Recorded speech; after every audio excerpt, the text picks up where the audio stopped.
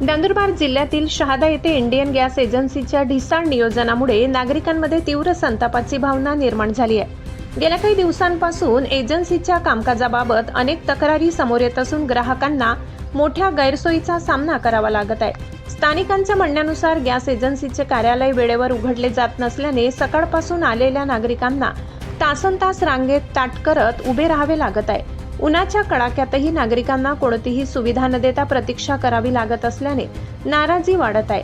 शिवाय सिलेंडर वितरणातही मोठा गोंधळ निर्माण झालाय।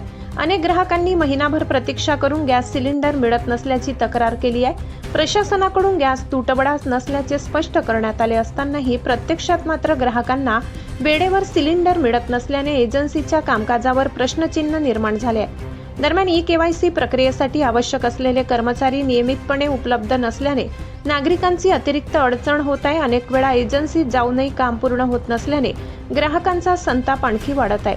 या सर्व पार्श्वभूमीवर संतप्त नागरिकांनी आता संबंधित गॅस एजन्सीच्या कारभाराची सखोल चौकशी करून दोषींवर कारवाई करण्याची मागणी केली आहे। तसेच प्रशासनाने याकडे तातडीने लक्ष देऊन नागरिकांना दिलासा द्यावा अशी अपेक्षा व्यक्त केली जात आहे। उभे आहेत आम्ही, यांचे फोन लावतोय, फोन पण लागत नाहीये। मी बस स्टँड वरनं पायी आली भर उन्हामध्ये। हे सांगता आम्हाला तुम्ही ऑनलाईन बुकिंग करू नका, इथं येऊन पावत्या घ्या। खेड्यावरच्या लोकांनी 4-4 वेळेस भाडे खर्चून यायचे इथं। साधारण लोकांनी किती वेळेस भाडं खर्चून इथं यायचं सर?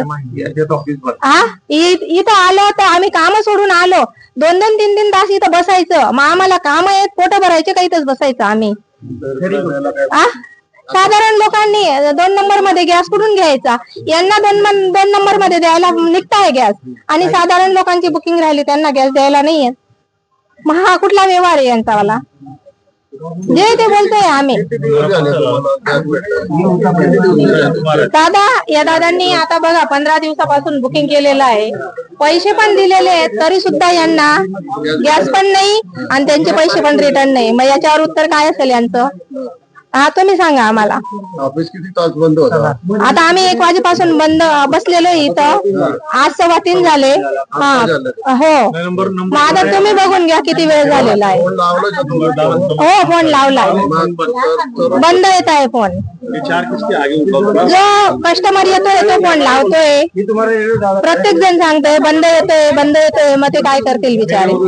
आता ज्याला समजेल तो फोन लावेल, ज्याला नाही समजणार तो व्यक्ती कुठून फोन लावेल? मी BLO म्हणून निवडणूक अधिकारी गावातील व्यक्ती म्हणून काम करत आहे। तर मी आमच्या घरातला गॅस बुकिंग पहिल्यांदा मी 9 मार्चला केला। 9 मार्चला बुकिंग केल्यानंतर मला वाटलं की परिस्थिती जागतिक परिस्थिती अनुसार उशिरा येईल, त्यामुळे मी नंतर काही कॉन्टॅक्ट केला नाही। नंतर मला 17 मार्चचा मेसेज आला की DSCचा मेसेज आला, त्याच्यामध्ये सांगितलं की 2-3 दिवसांनी भेटेल। मी 22 तारखेला पुन्हा इथं आलो आणि आल्यानंतर विचारलं की माझा गॅस कधी पुरवता येईल? ते म्हणजे 2-3 दिवसात येईल। आज तो पुन्हा इथं आल्यानंतर आता 1 एप्रिलचा मेसेज आला आणि 1 एप्रिलच्या मेसेज मध्ये त्याने सांगितलं की तुम्हाला 2-3 दिवसात भेटेल।